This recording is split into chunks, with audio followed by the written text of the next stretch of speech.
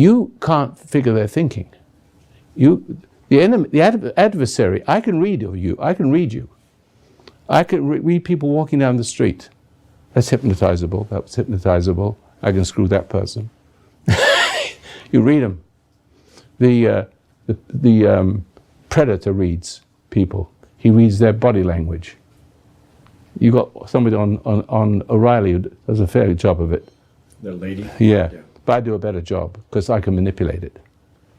But also, I won't. I try to get you to see. And that's the hard part. Manipulate you is easy.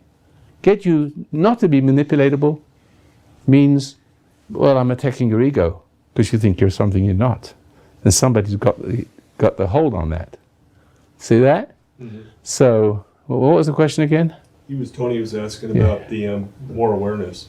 Yeah, you can't, you've got to be, you have to learn to find the union with the Creator first, which is difficult because you have the rub, which is conscience, and you think of it as the enemy. If you think of the enemy, if you think of your conscience, this rub inside you, this friction or conflict, the conflict is between what you are, what you could be, and what you're becoming. That's the conflict. What you're becoming, the more you become it, the more your conscience bothers you. The more the conscience bothers you, the more it feels like it wants to put you in a straitjacket and make you do what it wants. But it won't do that. It won't ever. God will never make you do what He wants. You have to come to Him as a volunteer. But you don't. You think it's your body, it's my life, I can do what I want. Typical selfishness. You see, it's not your body and it's not your life. But you have this. He gives you the choice so that you can make it that way if you want to, and serve nothing but you. But you'll find yourself serving the devil. Yeah, I've come to understand that recently. See? So God doesn't make you do anything, but the devil can. And once he does, he owns you. And once he owns you, you keep crying to him for more and more and more, and you have to give yourself more and more until there's nothing left of you. You're all him. You're broken, twisted, dying, sick, wicked, cruel, insane. It's all the diseases of the whole world, including war.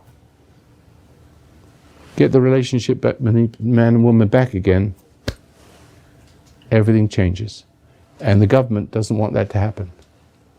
They want to keep giving help. If you look at the people today, and you look how strange shapes all the people have, they walk in the street, they waddle in the street, and you compare the movies told news from 30s and 40s, everybody's thin, everybody's nicely dressed, and now everybody are little trolls under the bridge walking in the mall.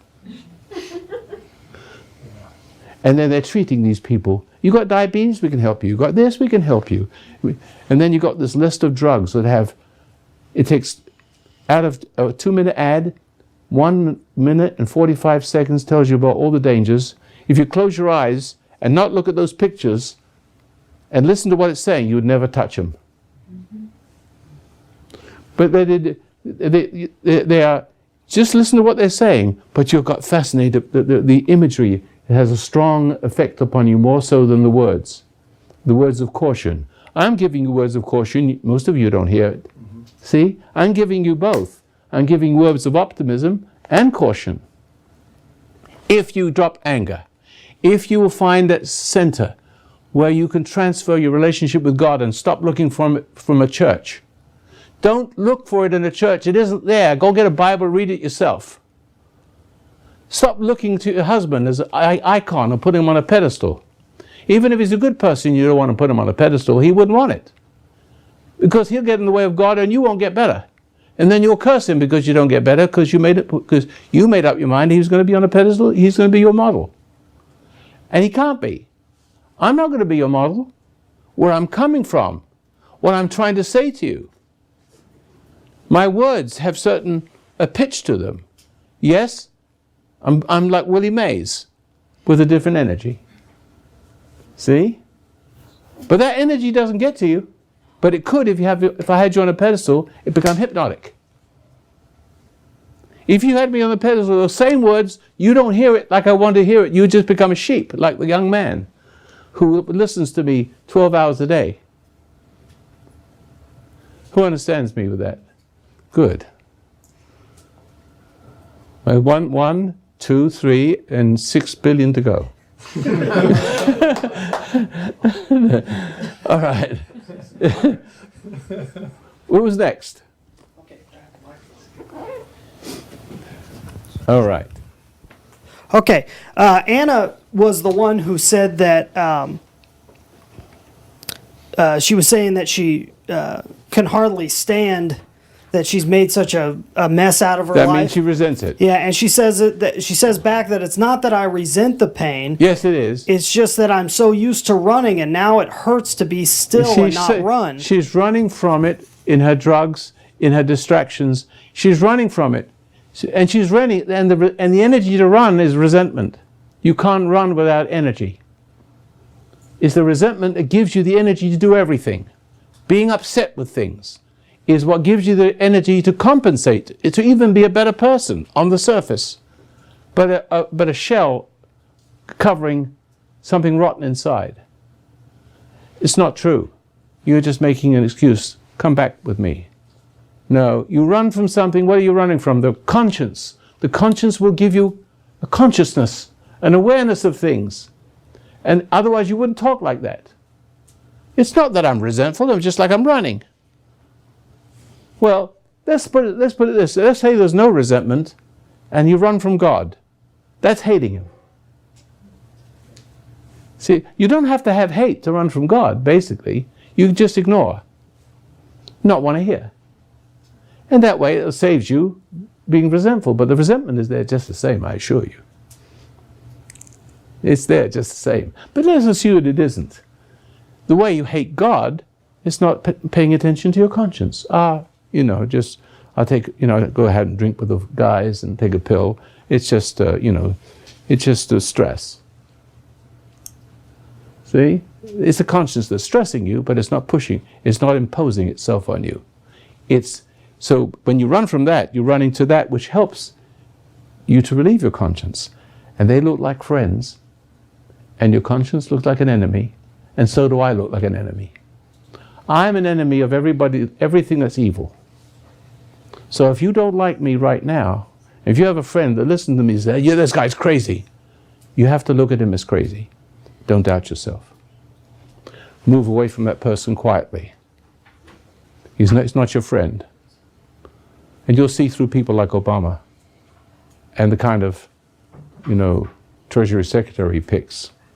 You see what's behind him. You see why your country is going to disappear. It's being controlled by foreign forces behind the money. That's it. And you're too dumb to see it. You're too fixated to your other's rear ends. If you pardon the expression. All right. We've got another question from Alex in Florida. He says, Roy, I had listened to you for 15 years and have been divorced for 9. I found a good woman and would like to marry again, but it's very scary, almost terrifying. Absolutely. Is it normal to have a fear of marriage? Well, no, it's not a normal fear. It's wise to, it's hard words here. No, it's not normal to have a fear of marriage. It's wise to be cautious of it. That's not fear, is it? If you're cautious, but he's afraid. No, it's abnormal. He is drawn like a fly he hasn't resolved the problem of his last divorce. He's still burning with it. He's still afflicted with it. And the affliction is anger and resentment and bitterness. And the anger and bitterness has awakened sensuous desires, hungers, sexual hungers.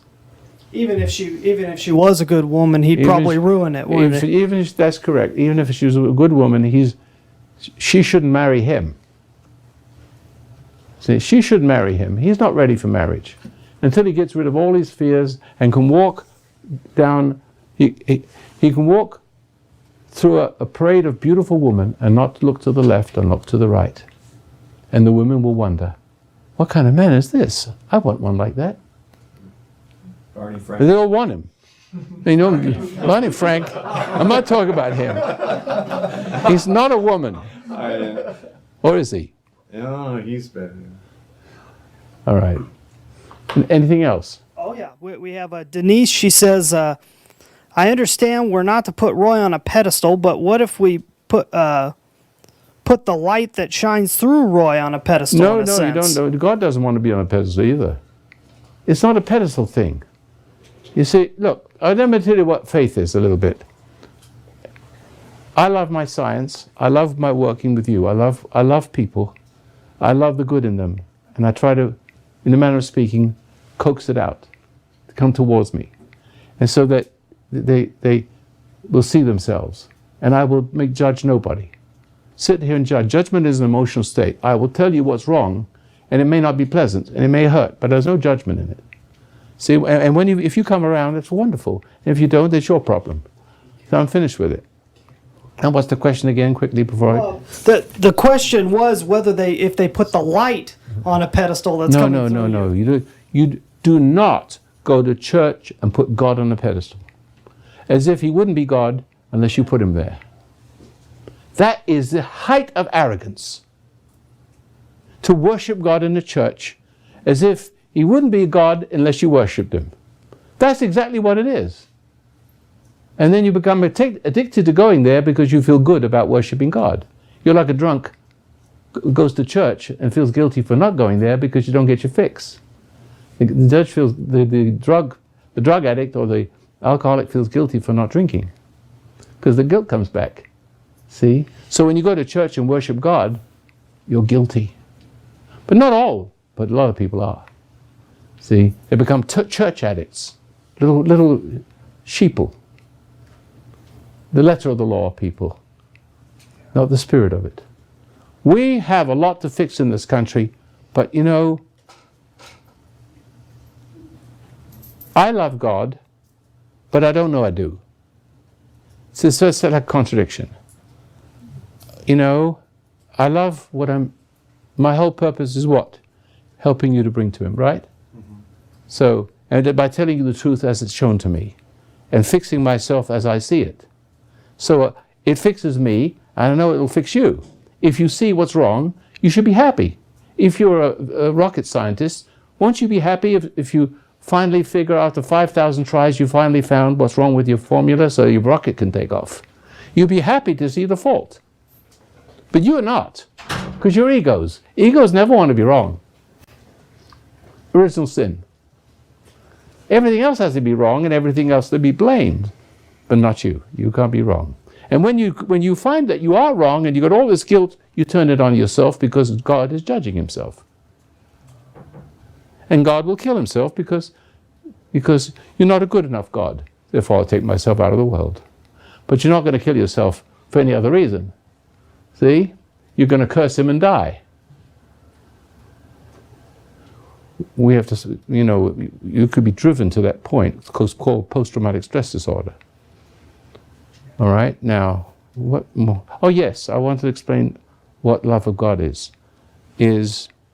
sitting quietly and separating from the instructions of the world that are in your mind, that are emotionally driven, selfishly driven, selfish-driven, emotional-driven thoughts, hungers and desires that comes from failing over and over again and following your impulses away from God to feel good about yourself.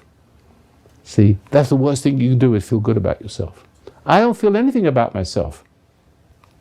My wife says, I'm happy for you that you finished your thesis. I said, how can you be happy for me? That's sympathy. Means you feel what I feel. You can't feel what I feel. I don't want you to feel what I feel. Get out of my life. You can't feel my happiness and you can't feel my pain. You can only feel sad if there's something wrong with me, and if I die, you may feel pain. Because there's a loss to you. It's a personal loss. I cried when Reagan died. It was a cry of sadness, a good man. I miss him. It's selfish. It's a bit selfish. I miss him. I cried when my father died. Well, it was a good bond. See, I wasn't angry. If it's a bad bond, you're angry. If you have a bond with your husband and he dies, you're angry because you have got he's dead and you want to dredge up his ectoplasm so you can hate him. So you got nothing to hate anymore. And so now you feel the pain of your own conscience striking you in your heart.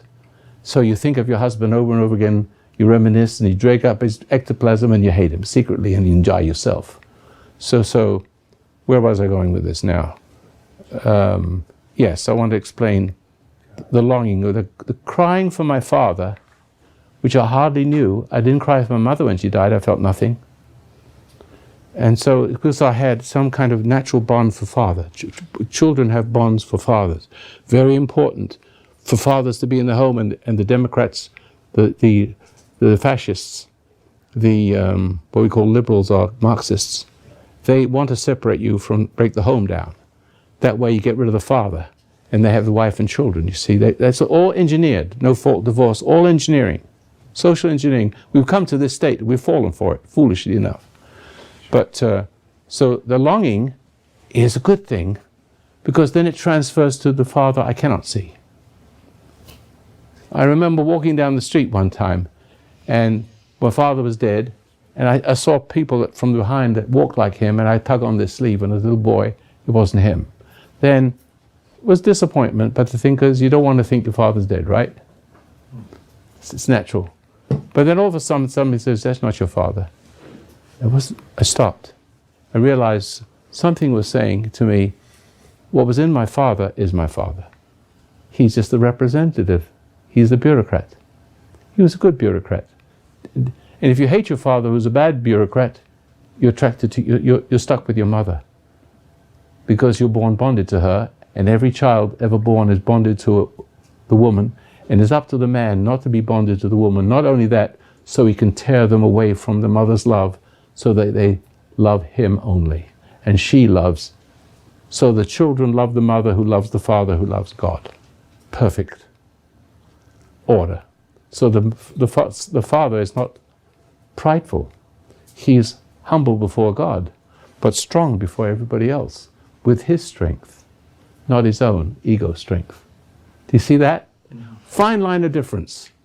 Fine line of difference. And so my work is, well, first of all, you can't make me mad. I suppose that there is something that might, but it hasn't happened yet. Okay? I get strong, watch it, but I'm not angry. See it coming, I'd smack you, but I'd pick you up and take you have a cup of coffee afterwards. I'm sorry I had to do that, but you gave me no choice. See that? Yes. See, and so doesn't mean say you can't use physical force certain situations, or even shoot somebody. You have to, and that wouldn't bother me either. You do what you have to do to save your family, wouldn't you? You think I have some trauma for some jerk comes in and wants to hurt my family? I shoot him dead. No problem. Just clean up the mess, please. See? I'm not going to stand there, I'm a Christian, do what you want. That's liberal. You think that's love. Oh, Roy, you made a stain on the rug. Now, you see, so what I do then is natural. Because when I'm not angry, it throws the truth of whatever needs to be in the moment. I don't know what it is. I don't know what I'm saying, what I'm talking. I can't remember what I just said. So if you ask me to later on, what did I say? I don't remember anything. I don't have to. I can't remember conversations I had with people. I know I've said some of these things before, and some I haven't. And some I'm saying the same thing, but in a different way, in a different context. See?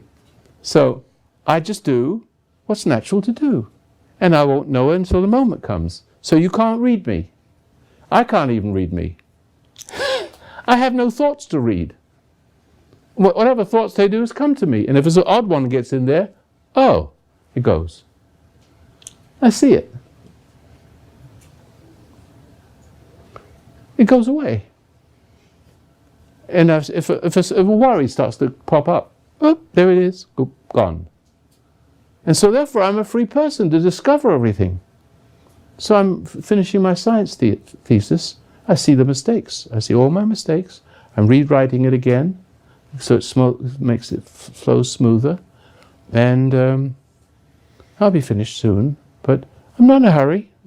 He's going to give me enough life to finish these 2 projects.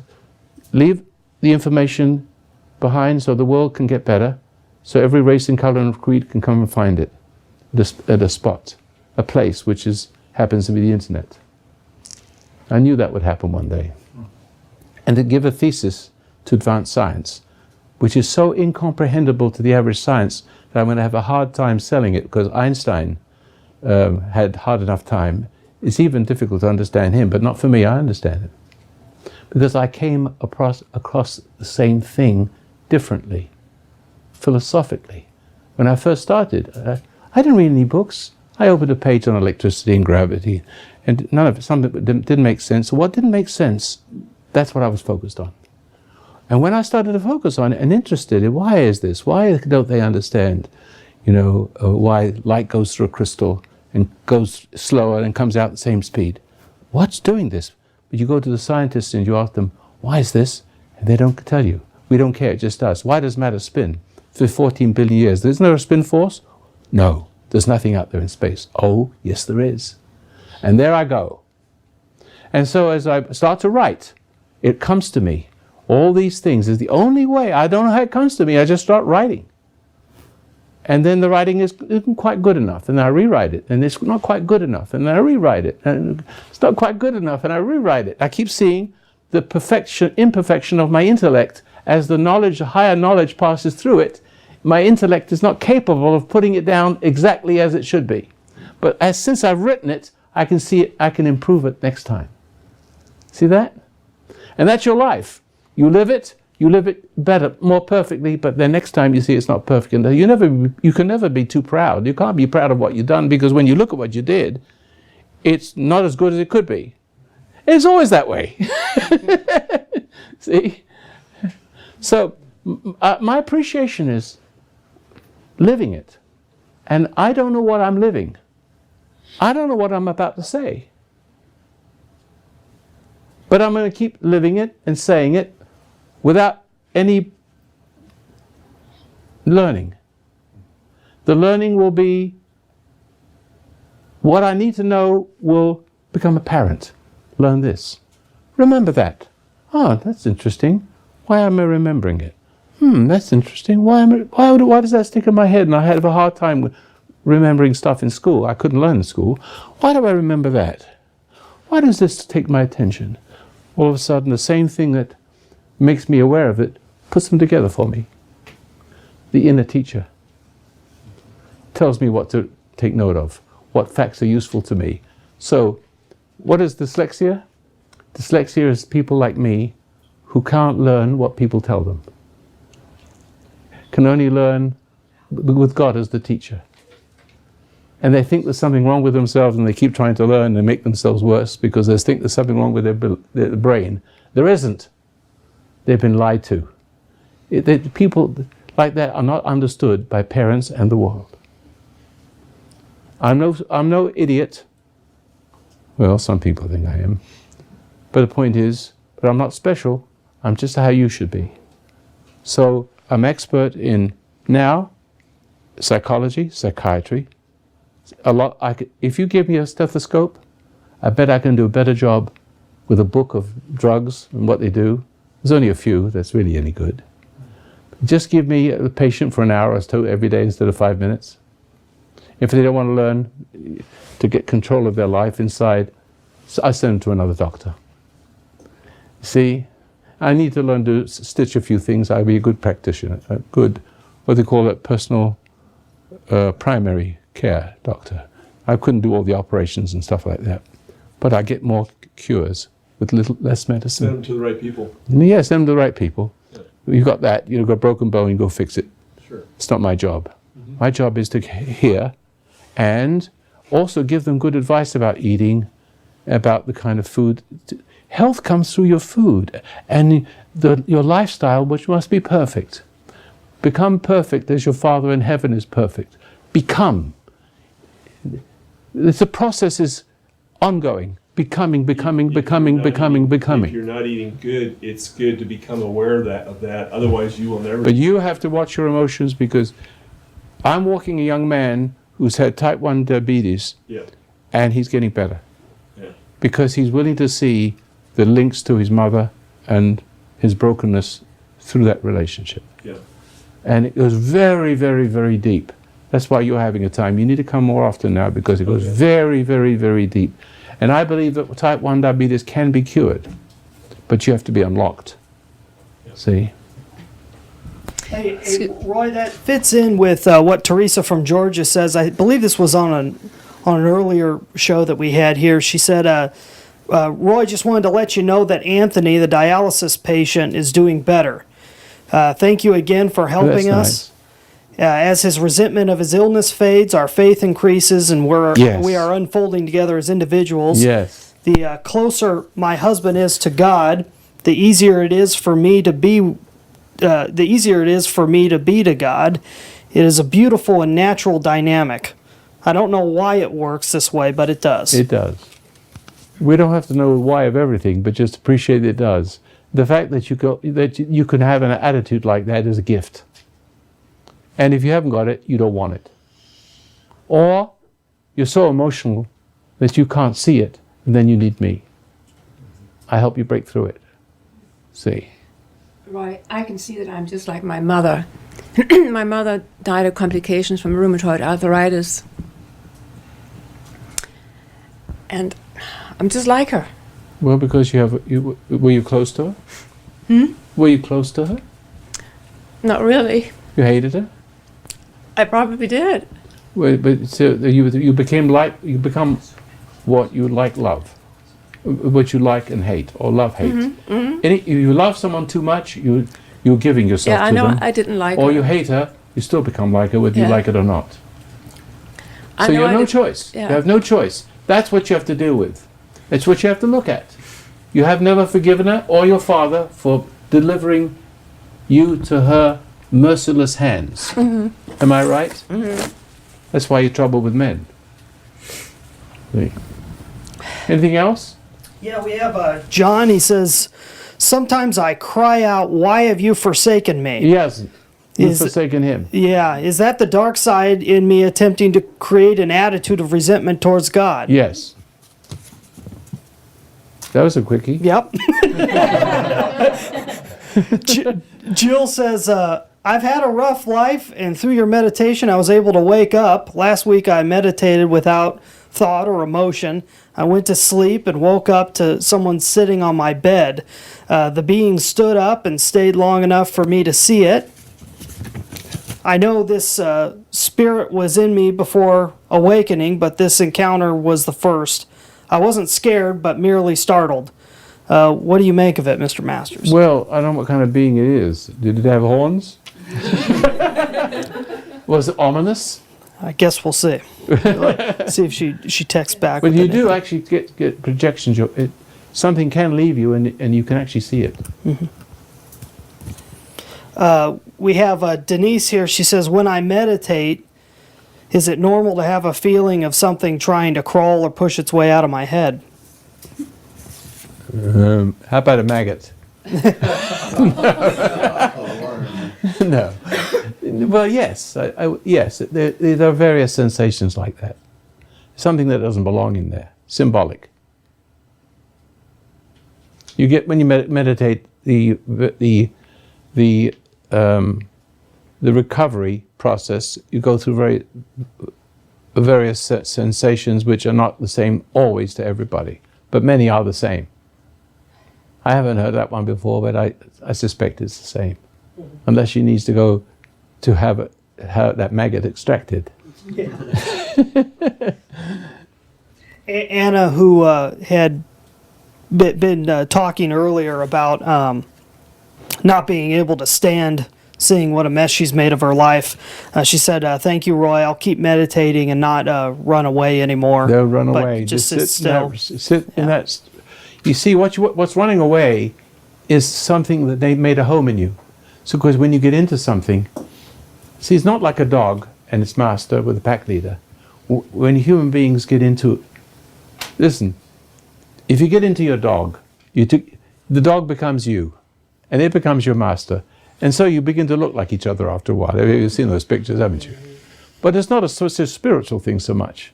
But when you're getting into a woman, or you get into a drug pusher, or you get into some friend, you get into them, then whatever has made them fiendish is inside you too. And it displaces God and cries out for the very thing it rebirthed itself in you. That's why you need to be reborn. And when you're reborn, that thing is pushed out. And it also wants to run away. It doesn't want you, it'd rather stay there because it's comfortable in your body. Because it wants to have a body. Remember, evil is jealous of humans because they're flesh and blood. And you think, now why would they be jealous of a human being as flesh and blood? It's because, well, they have no form. They're spiritual. See? So we are the supreme architecture of God. Spiritual architecture, physical architecture in this world. To see the marvels. And also to live in this in a physical form forever. It's called the resurrection. But the bottom line is why the spirits are jealous and want this body to have their way through you instead of God, is to create chaos so no human being will survive to see the kingdom. None of the children of God will survive to see the kingdom. They create all kinds of mischief through human beings that lend themselves. However, another beautiful thing about having a body, that God puts you in a body, puts something of a self in there, and if you're true to Him, you'll grow and grow and grow, and when you leave this earth, you'll find yourself somewhere else, in a good place, or else you'll find yourself in another place, in a bad place. Because you don't remember how you got here anyway, do you? You didn't have remember it, you just found yourself, you came down the birth canal, and there you are. It's something you were familiar with, but the same token, when you shed your body, you find that you're somewhere else. Hell or heaven. However, the beautiful thing about being human and why evil is jealous of it and wants to take you over and make a mockery of God with the image He's made, this beautiful creature He's made, which not many people are beautiful anymore. They look like, creatures from under the bridge, in the mall, trolls. Or strange shapes they have. It's all, So, but the center of it is that when a man sins, it doesn't fall all the way down to the bottom. The body contains the fall, and you have a chance to repent, to learn from your mistakes. The other guys don't. They knew God directly, and therefore went straight to where they went. And they come up through you. The serpent of the garden makes, from there on, it's made a home in everybody. And the world is peopled with those forces. Some people are born without souls at all. Like rats. You think rats have souls? There's always extra ones reproducing because it's evolutionary, if you like. You always have to produce more offspring because the survival of the fittest will have the gene that will survive. So the race goes on and improves. See, it's called adaptation. And of course, all those ones that fall by the wayside are food for something else, which is food for something else, which is it's a food chain. And so everything has a feast, but there's plenty to go around. See, the survival of the fittest. But in this world, the survival of the fittest will be the survival of the most noble. I know what to do when the time comes.